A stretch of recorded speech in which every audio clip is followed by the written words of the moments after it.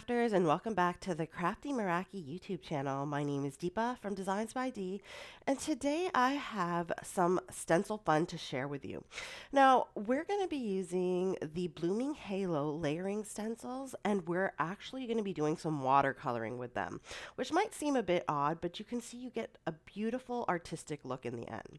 So these are the products that we're going to be using. As I mentioned, the Blooming Halo layering stencils. There are 6 stencils, and you can choose to use all of them like I did, a few of them, or just one, even if you wanted to create a background or just a more loose watercolor look.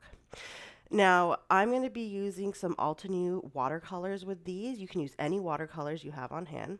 I'm going to be using the Elegance stamp set for the sentiment and the coordinating die set with that.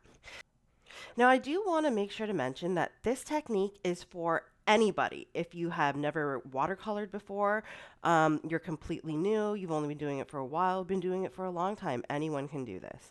I've got some paint brushes. I have some larger round brushes and then some smaller, or I'd say medium-sized round brushes. The smaller ones come in handy for details. You need like a container, a glass jar for your water. I have my watercolors, and you can see my pants that's kind of messy. So I also have like a piece of cardstock, which has been laminated. So I use that as a palette. And then for my watercolor paper, I'm using Canson XL, and this is cold press water paper. So the difference between hot press and cold press is the cold press has a bit more texture to it. Both of them hold watercolors nicely, so they hold a lot of water, and the hot press is smoother. I like the textured look for this, so I'm going to go ahead and use that. I've gone ahead and cut out a panel that's 6 by 6, mainly because this is a full wreath and it takes up that much space. That's the size of the stencils. So you could just cut out the portion that you want to use for your card, or you could do this like I'm doing here. Watercolor the whole thing and then cut a portion of the panel that you want to use for your card. Or you can make a square card. That's also an idea there. So as I do this, there's going to be a lot of repetition here. And as you move along from one stencil to the next, you're going to learn something. I guarantee you this. Now, before I continue, I just want to apologize for my voice. I'm a little bit sick. It sounds a little bit froggy, so I'm sorry about that. But moving on, you can see that I'm using the water to kind of wet the area in the stencil. And I've attached the stencil to my watercolor paper using just some washi tape. If you want to make sure you 100% don't get any bleeding, you could actually use like pixie spray or something like that, but it could tear your cardstock underneath. So, I mean, I didn't want to mess around with sticky adhesive too much. And if it did leak underneath, which it did do multiple times, I thought it was okay because in the end, I'm going to do something that I call smudging, and it's going to give this a gorgeous watercolor, like a nice blurry type look that works perfectly for this. So you don't have to worry about getting, clean edges on your stenciling. So I'm finished here with the first stencil. I've added some pinks and purples for the flowers and then some blue for those berries. And I'm going to take this off, and in between layers, it's important to note that you do need to dry your layer before you put your next stencil on. Otherwise, it will bleed a lot. Now, in terms of cleanup, nothing too hard here. Just spray your stencil with water and then wipe it down with a dry towel, or even paper towel will work. And that's all there is to it. Doesn't ruin your stencils. Remember, it's watercolor, so it's water soluble. It'll come off easily. So now for my next color, I'm kind of mixing some pink and purple, and I think I had a little bit of blue there just to kind of have it match the blueberries that I added. So by adding bits of color to your paint that you've used in different areas, you can create a color that has a mix of those colors, and this just allows your mix of colors to go well together. So when I use the blue in the flower, it matches the blue in the berries, and so on and so forth.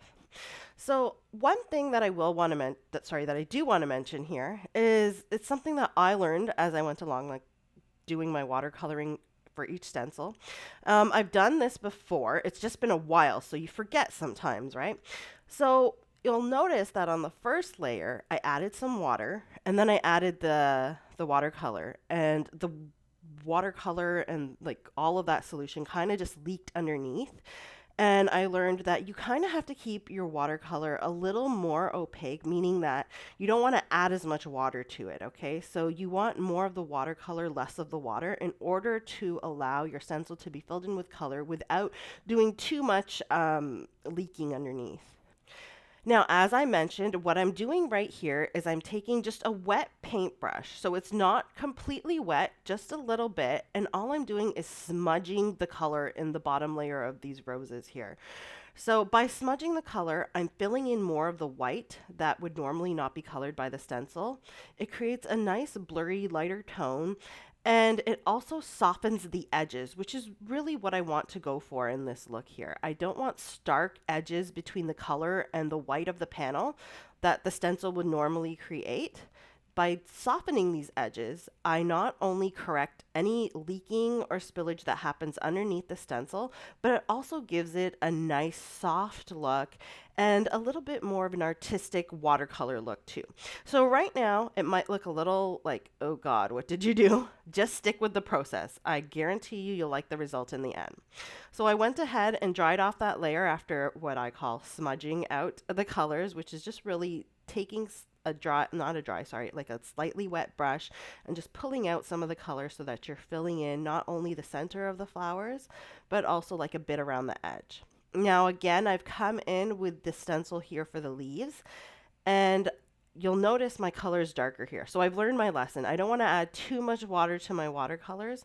So I'm just taking my paintbrush, dabbing it in my water, and then I'm wetting my watercolor paint, and then I'm using that until it gets a bit dry. Then I'll add a little bit more water. And by adding more of the watercolor paint, you're actually going to create a more vibrant color. It's going to stand out a little more and look gorgeous. Now you see after removing the stencil, it is looking stunning. It's starting to take shape and it is just it's looking amazing. And you can see that the color kind of bunches up in different areas. So it's a little darker, a little lighter. I'm not doing that on purpose. I'm just filling in the stencil with color. So as I mentioned, if you're new to watercoloring and you're like, oh my God, I don't know what to do with watercolors. I've never watercolored before. I don't know how to draw a flower. How am I going to do this? This is perfect because all you're doing is taking your color and filling in the stencil. Take your color, fill in the stencil. And then the only extra thing that I'm doing is smudging out the color, which is really simple. I'm just taking a bit of water and spreading out the color a little bit, and that's it. It's so simple. Anybody at any skill level can do this and create gorgeous results. Now, I've also tried this with gouache paints. Try different mediums. You could take maybe some stencil paste, add some water to it, create more of a liquidy solution to do stenciling with that. Play around with mediums and have fun with it because stencils aren't just for ink or for paste. Look at that and how gorgeous that's turning out. So I'm going to come in with, I think this is the last stencil here, and it's just the detailed portion for the leaves and then some extra berries here. So I'm going to go ahead and fill this in with a darker green. So for the first layers, I used some purple. I can't remember the purple I used, but I used Puffy Heart, and I think it was Violet, one of the violets from Altenew. For the berries, I think I used like Persian blue, and then for the leaves, I'm using Forest Glades and Evergreen. And then for the second set of berries, I'm using a different blue. I'm sorry, I can't remember which blue that was, but it's a different color than the first blue just to create a little bit of contrast. And now again, I've got the whole thing painted in. Now I'm going to grab my clean brush, grab some clean water, and just kind of spread out the color and do the smudging. Now, when I do that smudging, what I tend to do is stick to one color at a time. So if I'm doing all the leaves, I'll stick to all the green stuff and smudge that out because you'll notice your paintbrush will start to pick up the color. Clean my brush off, and then I'll go to the next color. I'll do the blues and clean it off and do the pinks, and then I know that I'm not bleeding color into color because the last thing you want to do is end up with a brown mess, which is not the kind of look we're going for here. And you'll notice once I smudge out all of these areas of the wreath, how absolutely stunning it looks. It gives like a nice halo, just like the stencil says, blooming halo, around the edge of the wreath, and it looks gorgeous. So now you can see I'm coming in with some ink splatter. Every watercolor panel I do has to have some ink splatter. So I've added some gold, I've added some black, and then I've also got some pink here. And these are Arteza, they're shimmer paints. They're shimmer watercolors. So they have a bit of a shine and shimmer to them, which adds a little something extra to your painting. Now moving on, I'm going to do my sentiment here. As I said, I'm using the Elegant stamp set. I just love the sentiments here. I love the difference in font and the type of font that's on here. So this tends to be my go-to for sentiments. I'm going to do some heat embossing. I'm just going to heat emboss it in some Altenew Rose Gold embossing powder. And then once that's done, I'll use the coordinating dies to cut this out to put on my card. Now I'm doing this as the card dries. I've also dried off the panel a little bit using my heat tool. Keep in mind your heat tool will kind of warp your panel a little bit. You might want to flatten that. You can put it in some books overnight, or you can just put it through your die cutting machine just flat, and that'll flatten it out as well. So I've gone ahead and cut that out. I figured my panel was not too warped, so I'm just going to go ahead and use it as is. I'll go ahead and cut off the edges and sort of get a 4¼ by 5.5 inch panel there for my card base. And I'm not adding a border because I don't want to take off any extra bits of that painting we did.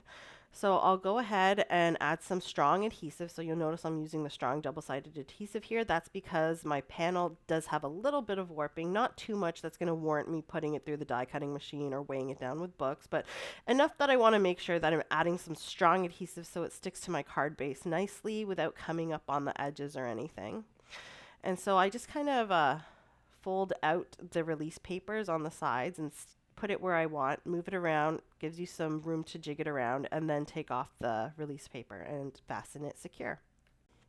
So I've used some foam adhesive to attach that sentiment. Nothing too thick because I don't want it to have too much dimension. I like the flat look in the background there. And then I'm going to add some Crafty Meraki opal gold gems, and these are just going to tie in nicely with the gold splatter I put in the background, with the gold in the embossing and the sentiment, and everything's just going to come together nicely at the end of this. And you can see how gorgeous that looks right there already.